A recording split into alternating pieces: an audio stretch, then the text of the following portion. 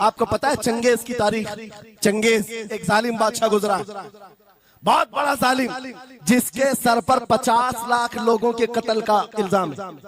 50 लाख इंसानों का कत्ल मामूली है? उस जमाने का चंगेज, और वो मुल्क के मुल्क फतह करते हुए निकला था। एक जमाना ऐसा था मेरे अजीज, घोड़े पर बैठा हुआ चंगेज कुछ लोगों को, मुसलमानों को गिरफ्तार करके मैदान में खड़ा किया है और जल्लाद को बुलाया कि एक साथ सबकी गर्दनें उड़ाने लग जाओ।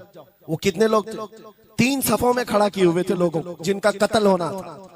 लाइन से खड़े हुए हैं, सब अपनी अपनी बारी का इंतजार कर रहे हैं। जल्लाद तलवार लेकर आया और जब पहली सफ वालों को कत्ल करने लगा, वो गर्दनें उड़ा रहा था। एक बूढ़े मियाँ पहली सफ में खड़े थे, वो जल्दी से दूसरी सफ में चले, पीछे वाली सफ में गए। बादशाह चंगेज घोड़े पर बैठा हुआ खिलौने से खेल रहा है और ये मंजर भी देख रहा है और हंस रहा है। बूढ़ा यहाँ से उधर चला गया, पहली सफ का काम तमाम, पूरे कत्ल हो गए। दूसरी सफ में जब कत्ल का ऑर्डर आया तो जल्लाद फिर गर्दनें उड़ाने लगा। दूसरी सफ, दूसरी लाइन को कत्ल करने लगा जल्लाद। ये बूढ़े बाबा जो है तीसरी सफ में चले, पीछे और एक सफ थी, यहां से बचकर तीसरे में चले गए। दूसरी सफ भी उड़ गई। उसके बाद बादशाह चंगेज कहा मार करके कहने लगा, बाबा जी अब तो इसके पीछे कोई सफ नहीं, ये तीसरी थी, अब कहां जाओगे? बूढ़े मियां ने सर झुकाकर कहा, अब भी मेरा अल्लाह है।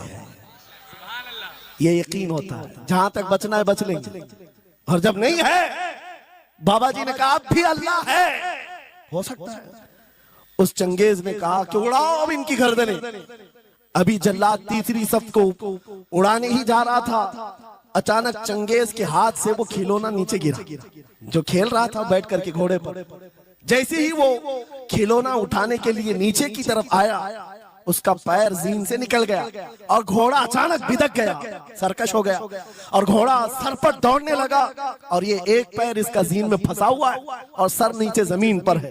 अब घोड़ा दौड़ता गया, पता नहीं कितने पत्थरों से इस बादशाह का सर टकराता रहा। घोड़ा किसी के काबू में नहीं आ रहा। सारे सिपाही, सारे फौजी इस घोड़े को पकड़ने के लिए पीछे भाग रहे हैं, लेकिन घोड़ा दौड़ता गया, इतना दौड़ा कि उस चंगेज का सर फट करके भेजा बाहर, मर गया। बहुत दूर जाकर के घोड़ा एक जगह रुका। बादशाह की मौत का ऐलान इतना बड़ा था, सारे सिपाही, सारे फौज बादशाह को लेने के लिए हाजिर आए।